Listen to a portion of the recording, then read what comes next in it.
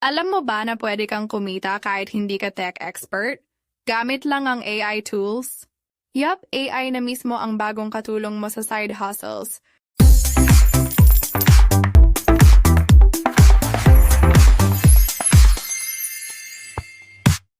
Hey guys! Welcome back sa Alam na This! Your go-to channel for smart money moves, side hustles, at AI tips for Pinoys. In this video, pag-uusapan natin ang top 5 AI tools, kung saan sila magaling, at kung paano mo sila magagamit para kumita online. 1. Google Gemini, the all-around. Assistant Google Gemini is like ChatGPT pero mas connected sa real-time data. Kaya niya gumawa ng scripts, captions, blog posts, and even research summaries. How it works. You just type your question or task, and Gemini gives you complete answers in seconds. Proof. Example. Let's say freelancer ka. You can ask Gemini, write me 5 Facebook post ideas for a milk tea shop. In seconds, boom, may social media content ka na. How to earn. Offer AI-assisted writing services sa Fiverr or Upwork. Mas mabilis ka mag-deliver, mas marami kang clients. Quick tip, always review Gemini's output. Add your Filipino touch and humor para stand out sa market. 2. Canva Magic Studio. The designer for non-designers, hindi ka marunong mag-Photoshop? No problem. Canva's AI tools do the heavy lifting. How it works. Upload a product photo, click Magic Edit, and Canva will clean, enhance, or even change the background. Meron ding Magic Write para sa captions, proof. Ashers, example. Kung online seller ka sa Shopee or Lazada, gamitin mo Canva to create eye-catching thumbnails and posters. How to earn? Sell Canva poster design or Instagram package services sa social media. Marami nang nagbabayad 300p 1,000 per design. Quick tip. Use consistent color palettes para legit looking at premium ang dating. ElevenLabs. The voice behind faceless videos ayaw mong magpakita sa camera? Eto na, perfect for you. How it works. Upload your script. Choose a voice.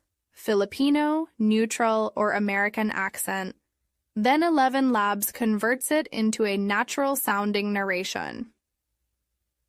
Proof. Example. Maraming YouTube channels na faceless pero kumikita ng thousands monthly. Game at ElevenLabs, you can make videos about finance, motivation, or tech. How to earn. Start a faceless YouTube channel or sell voiceover gigs online. Pwede ka rin mag-edit ng TikTok videos na may AI narration. Quick tip. Use short sentences for better TTS clarity, like what I'm doing right now. For Leonardo AI, the image generator for creators gusto mo ng custom graphics pero ayaw gumastos sa designer, Leonardo AI is your creative powerhouse. How it works. Describe what you want. Female freelancer working with laptop, and it generates a realistic image in seconds. Proof. Example. Ginagamit ito ng mga YouTubers para sa thumbnails at ng online sellers for mockups and posters. How to earn. Offer AI image creation services, or sell digital assets sa Etsy or Gumroad. Quick tip. Use detailed prompts. Include lighting, mood, and color para mas maganda ang result. Notion AI, the productivity partner. Kung gusto mong maging organized sa side hustles mo, Notion AI is your personal project manager. How it works. It helps you create templates for budget tracking, schedules, and idea lists. You can even tell it, make me a content calendar for YouTube. Proof. Example. Many freelancers use Notion AI para sa workflow. To-do lists, client notes, and deadlines, lahat nasa isang place. How to earn, create, and sell Notion templates online. Maraming buyers sa Gumroad, Etsy, at Facebook groups. Quick tip.